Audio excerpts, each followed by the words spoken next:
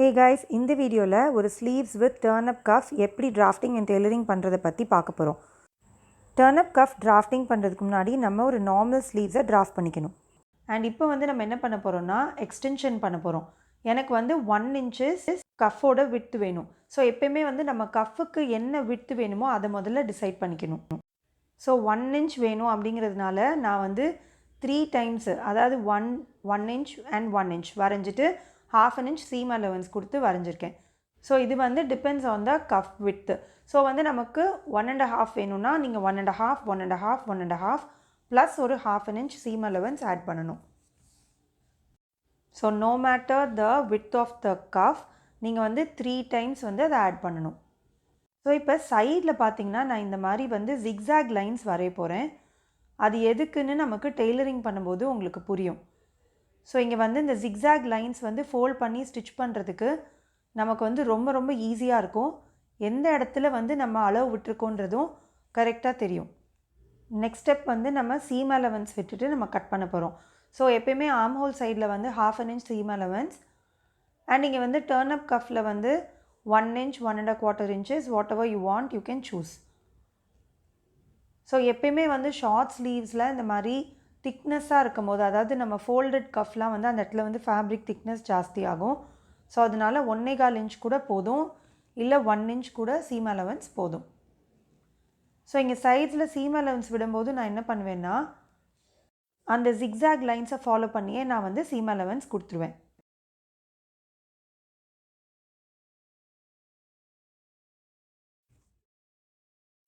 So இந்த zigzag lines மேலேயே நம்ம கட் பண்ணிட்டோன்னா நமக்கு ஃபோல்டு பண்ணும்போது it behaves like a notching. So notch பண்ண தேவை கிடையாது அண்ட் ஃபேப்ரிக் கம்மியாயிரும் தைக்கும்போது. ஸோ அதனால் கண்டிப்பாக இந்த மாதிரி அவுட்டில் போய் நம்ம ஜிக்ஸாக் லைன்ஸ் ரொம்ப முக்கியமாக கஃப் டிராஃப்டிங்க்கு பண்ணணும். நெக்ஸ்ட்டு 2 ஸ்லீவ்ஸையும் அலைன் பண்ணி ப்ளேஸ் பண்ணிக்கோங்க. ப்ளேஸ் பண்ணதுக்கப்புறம் பின் பண்ணிக்கோங்க. பின் பண்ணிவிட்டு ஃப்ரண்ட் ஆர்ம் ஹோலுக்கு நம்ம ஷேப் எடுத்துருக்கோம் இல்லையா, அங்கே இப்போ நம்ம சீம் அலவன்ஸ் கொடுத்து கட் பண்ண போகிறோம்.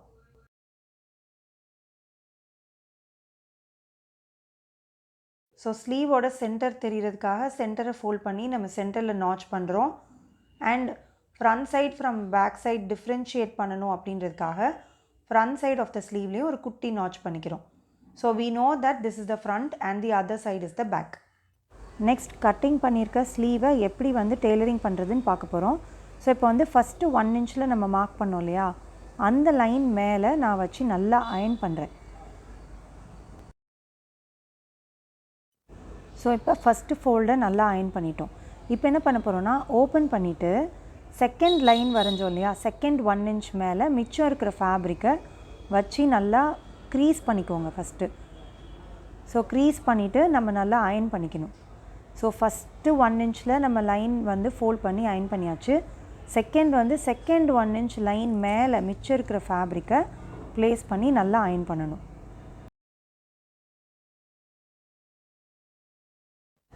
அயர்ன் பண்ணதுக்கப்புறமா இப்போ டோட்டலாக இந்த மாதிரி ஃபோல்ட் பண்ணி பின் பண்ணிக்கணும்.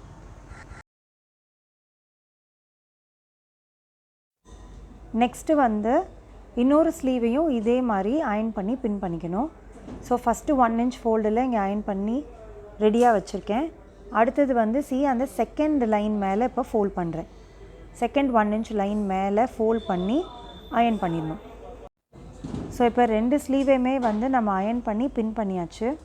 So next let's do tailoring. Pin பண்ணியிருக்க லைன் மேலேயே நம்ம ஸ்டிச் பண்ணணும். ஸோ இங்கேயும் ஃபேப்ரிக்கை நம்ம புல் பண்ண தேவை கிடையாது, கீழே மேலே ஸ்ட்ரெச் பண்ண வேண்டாம், ஜஸ்ட் ஃபேப்ரிக்கை உள்ளே ஃபீட் பண்ணால் போதும். நம்ம ஏற்கனவே அயர்ன் பண்ணியிருக்கிறதுனால நமக்கு இந்த tailoring part becomes very easy. So இப்போது 2வது ஸ்லீவையும் அதே மாதிரி ஃபினிஷ் பண்ண போகிறோம். ஃபினிஷ் பண்ணதுக்கப்புறம் என்ன பண்ணணும்னு பார்த்தீங்கன்னா நம்ம அந்த ஃபஸ்ட்டு நாட்ச் இருக்குது இல்லையா, ஃபஸ்ட்டு 1 inch நாட்சுக்கு மேலே இந்த மாதிரி ஃபோல்ட் பண்ணணும். ஃபோல்ட் பண்ணிவிட்டு சைட்ஸில் மட்டும் கொஞ்சோண்டு ஒரு ஸ்டேயிங் ஸ்டிச் மாதிரி பண்ணிக்கணும். ஸோ நம்ம டேர்ன் பண்ணியாச்சு. ஸோ டேர்ன் பண்ணி நம்ம டெய்லர் பண்ணிக்கிறோம். ஸோ இது ஃபஸ்ட்டு நாட்ச் மேலே நம்ம ஃபோல்ட் பண்ணி டெய்லர் பண்ணிட்டோன்னா நம்மளோட turn up cuff is ready. So இது எக்ஸ்டெண்டட் turn-up cuff தான். So it's very easy for drafting and tailoring.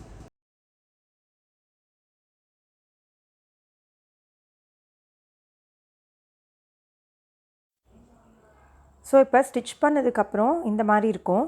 So sleeve length பர்ஃபெக்டாக அலைனாக இருக்கும். அண்ட் டர்ன் அப் பண்ண கஃப்பும் இந்த மாதிரி ரெடி ஆயிரும். ஸோ இதில் எக்ஸ்ட்ரா பீஸ் எதுவுமே ஆட் பண்ண வேண்டாம். பேக் சைடில் அந்த ஸ்டிச் பார்த்திங்கன்னா கொஞ்சோண்டு ஃப்ரண்ட் சைட் ஃபோல்டை விட அடியில் இருக்கணும். அப்போ தான் வந்து நமக்கு ரைட் சைடில் எந்த ஸ்டிச்சிங்கும் இருக்காது. ஸோ நான் சொன்ன மாதிரி நீங்கள் வந்து அலவன்ஸ், அதாவது கஃபோட விட்டு கொடுத்து கட் பண்ணி டெய்லர் பண்ணிங்கன்னா இந்த மாதிரி பர்ஃபெக்டாக வரும். நெக்ஸ்ட்டு வந்து நம்ம ஸ்லீவை வந்து நார்மலாக ஆர்ம் ஹோலில் ஸ்டிச் பண்ண போகிறோம். we are choosing the regular method and not the set in sleeve method. So இந்த மெத்தடில் டெய்லர் பண்ணும்போது நம்ம சைட் சீம் ஆஃப் த குர்தாவை ஃபஸ்ட்டு ஃபினிஷ் பண்ண மாட்டோம். ஆர்ம் ஹோல் அட்டாச் பண்ணதுக்கப்புறமா தான் வந்து நம்ம சைட் சீம் அட்டாச் பண்ணணும். நெக்ஸ்ட்டு வந்து குர்த்தாவில் இந்த மாதிரி ஆர்ம் ஹோல் வந்து அலைன் பண்ணிக்கோங்க.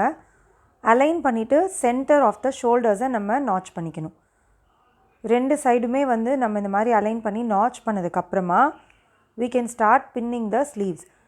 இப்போ இதில் ஒரு சின்ன தப்பு பண்ணியிருக்கேன். என்ன பண்ணியிருக்கேன்னா, சீம் அலவன்ஸ் வந்து குர்த்தா சைடில் 1¼ inches கொடுத்துருக்கேன். ஸ்லீவ் சைடில் வெறும் 1 inches கொடுத்துருக்கேன். ஸோ என்ன ஆக போகுது, எனக்கு வந்து ஷார்ட் ஆக போகுது by 1/4 inches on both side. So நம்ம வந்து மைண்ட்ஃபுல்லாக இருக்கணும். எப்போயுமே வந்து குர்த்தாவில் என்ன சீம் அலவன்ஸ் கொடுக்குறோமோ அதே தான் நம்ம வந்து ஸ்லீவ்ஸ்லேயும் சைட் சீம் அலவன்ஸ் கொடுக்கணும். ஸோ இங்கே காமிச்சிட்ருக்க மாதிரியே let's pin both the arm holes together.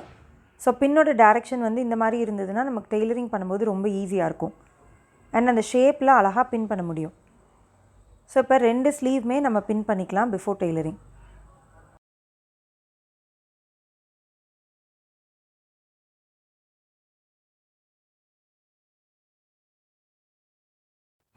So இப்போ பின் பண்ண ஸ்லீவ்ஸை நம்ம அப்படியே டெய்லரிங் பண்ணலாம். எப்பயுமே வந்து டெய்லரிங் பண்ணும்போது நான் என்ன சொல்கிறேன், ஜஸ்ட் ஃபீட் த ஃபேப்ரிக். மேலே கீழே ரெண்டு ஃபேப்ரிக்குமே நம்ம புல் பண்ணவே கூடாது. ஸோ ஆர்ம் ஹோலில் ஸ்லீவ் அட்டாச் பண்ணும்போது நம்ம வந்து 2 ஸ்டிச்சஸ் யூஸ் பண்ணி அட்டாச் பண்ணணும். ஸோ ஒன் டைம் வந்து நீங்கள் ஸ்லீவ் அட்டாச் பண்ணிவிட்டு திருப்பியும் ஸ்டிச் பண்ணும்போது அந்த ஸ்டிச் லைனுக்கு பக்கத்துலேயே வந்து இன்னொரு ஸ்டிச் போட்டு ஸ்டிச் பண்ணும்போது நமக்கு வந்து ஸ்டிச்சஸ் வந்து ஸ்ட்ரென்தன் ஆகும். எப்பயுமே பொறுமையாக ஸ்டிச் பண்ணுங்கள். பொறுமையாக ஸ்டிச் பண்ணும்போது நமக்கு வந்து கண்ட்ரோல் கிடைக்கும். கண்ட்ரோல் கிடைக்கும்போது நமக்கு ஸ்டிச் லைன்ஸ் வந்து கரெக்டாக நம்மளால் அலைன் பண்ணி அந்த 1/2 inchனால் அந்த 1/2 inch ஸ்பேஸிங்கில் கரெக்டாக ஸ்டிச் பண்ண முடியும்.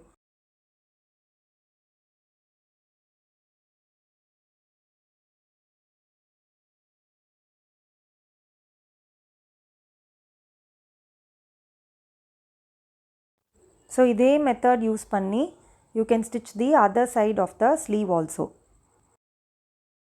ஸோ இப்போ நம்ம 2 ஸ்லீவ்ஸும் அட்டாச் பண்ணியாச்சு.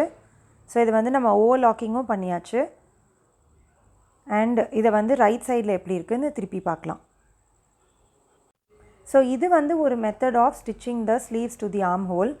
இந்த ஸ்லீவ்ஸ் வந்து கொஞ்சம் லூஸ் ஃபிட்டிங் ஸ்லீவ்ஸ் எல்லாமே வந்து நம்ம இந்த மெத்தடில் சூஸ் பண்ணி ஸ்டிச் பண்ணலாம்.